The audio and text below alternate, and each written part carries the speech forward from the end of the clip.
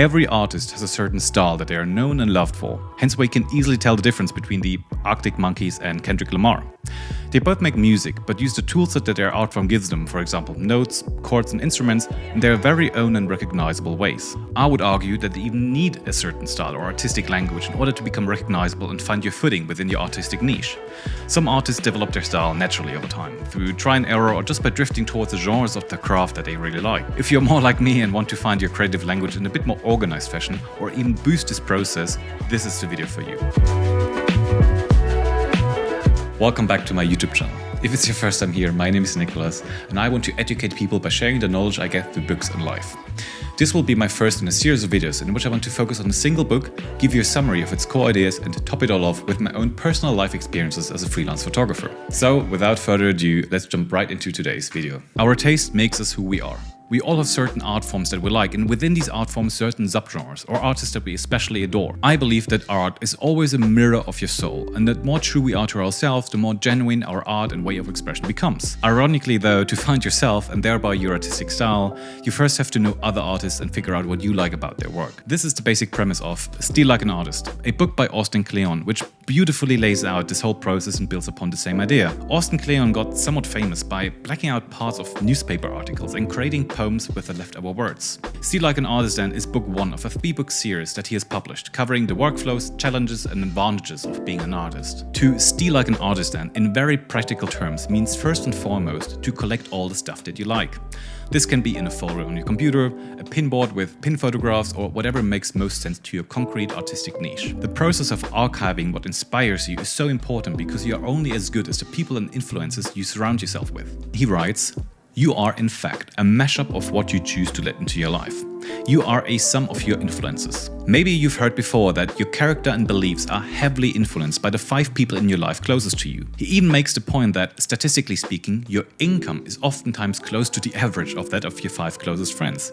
So it just goes to show what kind of an impact your social network has on you. Same could be said for all sorts of art that you consume, whether that's books, movies, video games, you name it. Hence why I agree with Austin Kleon that it is very important to know what you like in order to find your true artistic self and produce art that's genuine and thereby true to yourself. When starting out on your creative journey, you might have a vision, a certain taste, but lack the ability to either put that taste into words or lack the craftsmanship to produce the work that lives up to your own expectations. The techniques I'm going to show you can hone your craftsmanship as you can learn from the best of your niche. First, you have to think of what sources best deliver you the quality of inspirations that you might need. When you're a musician, it's pretty straightforward. You just listen to a lot of other people's music and record or save the snippets, effects or beats that you love. I will use photography as an example of my sources of inspiration, and luckily there are a bunch of ways to go about it. First, there are the more logical ones like Instagram, Pinterest, photo books or art galleries. But there's also photographic inspiration everywhere in your daily lives. Just last week I was on a photo shoot and the set designer brought this beautiful can of Chinese apple cider to be used as a prop. I took a photo of it and will put it into my inspirational folder for later on. Maybe one day it will come in handy. So I try to keep my eyes and mind open for inspiration around every corner. Sometimes I see a great photo just by scrolling through Instagram. I would then take a screenshot of it and save it down. Sometimes I specifically search the internet or Pinterest for terms that I could fit my niche. Like for example, vintage Vogue campaign. And boom, there you go, an amazing photo, let's save it down. Or I'll buy a photo book of a photographer or artist that I really love, take some photos of it or Google the photos again, just to have all my inspirations living in one place in the end. My workflow now is as follows. I use the iPhone's Love function in the Photos app to mark all the photos that I found online or took photos of and thereby give them a like. This creates a smart folder on your iPhone with all your inspirations in one place. Every few weeks then I will airdrop these images to my Mac and stick them into my library of inspirational photos, my so-called mood folder, and keep them in iCloud so that I have access to them from everywhere. This video is not sponsored by Apple, by the way. I'm just one of those guys. I'm sure there are similar workflows on Android phones or Microsoft Windows as well. And as you can see here, I even have a system in place in which I then organize these moods by subject like plants, street photography or studio photography. Basically the big themes that inspire me and which I like. That might be a bit overkill though, so do it your way. Each and every photographer I know and work for has one of these mood folders, by the way, as even if you already found your visual language that you really like or already are an established photographer, every shoot that's done in the fashion, beauty and advertising industry is based on some other already done shoots from the past. So it's important to keep your news folder up to date, as your taste might change over the years or a client wants to see your ideas visualized when proposing a shoot idea later on. It's also just fun and motivating to handle these amazing works of art. Now comes the biggest tip that helped me so much to create my own style and visual language over the years. There are 2 steps involved. First, the practical step. What I used to do is, every half year or so, I would create a fake photographer's portfolio out of my favorite photos in my mood folder. I thought of these images as if they were my own, and how I would go about arranging and organizing them is if I would have to create a real portfolio that was to be printed and then later on presented to clients or art agencies. It always used to be so much fun, and it really jogged my brain in the best way possible. I thought of these images in a completely different way, and it gave me some concrete goals to work towards too.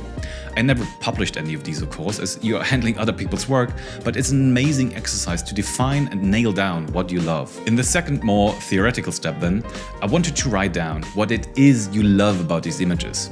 To come back to Austin Kleon again. We are not trying to copy or plagiarize someone's idea. Don't just steal the style, steal the thinking behind the style. What is it concretely that you love about these photographs, or music snippets, or typography posters? What are the elements that are worth taking away from it? The techniques that the artist used, the colors that make their images so unique. Looking back at this portfolio from 2017, I would say that I love the clarity of most of these images. Clean, well-composed, great saturated color work in contrast to modern black and white portraits, and ideas with a twist that I haven't seen done often before. I loved and still love tropical themes, urban themes and good street photography, as well as an honest studio portrait. I always found it fascinating what happens then when you combine 2 photos on a double-page spread or in a single Instagram post. They start to tell a different story and evoke different, usually stronger feelings all of a sudden. And looking at my own Instagram now, you can more or less see the influences I've had over the years. So it just goes to show what a powerful tool it can be to steal like an artist. Same applied when I started with this YouTube channel, by the way. I started watching other creators' content with completely different eyes. I all of a sudden watched them critically and reflected on which elements I especially liked about their work. It's a really amazing technique that, when done right, can help you to get to know yourself, your style and your heroes better in the process.